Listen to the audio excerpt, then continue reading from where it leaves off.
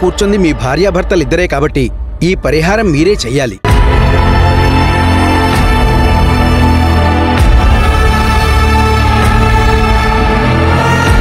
ఇక్కడి నుంచి 50 కిలోమీటర్ల దూరంలో ఒక విశిష్టమైన వేప చెట్టు ఉంది. ఆ వేప చెట్టుకి ఒక గంట ఉంటుంది.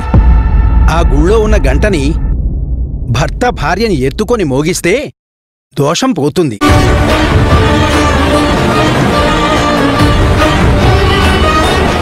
అలా కుదరని పక్షంలో భార్యాభర్తలిరువురిలో ఎవరో ఒకరు ఆ గంటని మోగిస్తే దోష నివారణ అవుతుంది. ముందు వీలైనంత త్వరగా ఈ పరిహారం చేయండి, మీకు మంచే కలుగుతుంది. సరే పంతులు గారు, నేను జరిపిస్తాను. వెళ్ళొస్తానమ్మా. మంచిదండి.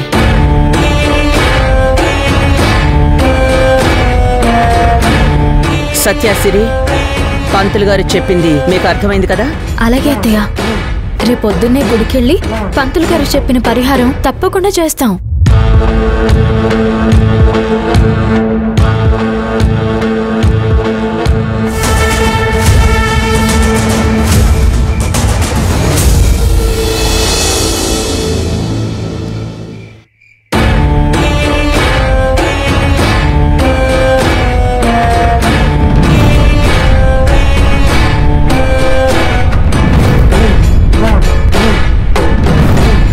ఉన్న గంటని భర్త భార్యని ఎత్తుకొని మోగిస్తే దోషం పోతుంది.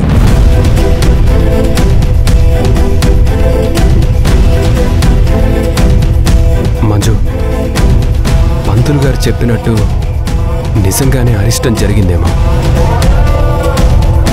నీతో పూజ చేయాల్సింది, అది జరగలేదు. నీ దగ్గరకు వస్తున్న నన్ను ఆపి మరీ నీతో పూజలో కూర్చోబెట్టారు, అది జరగలేదు.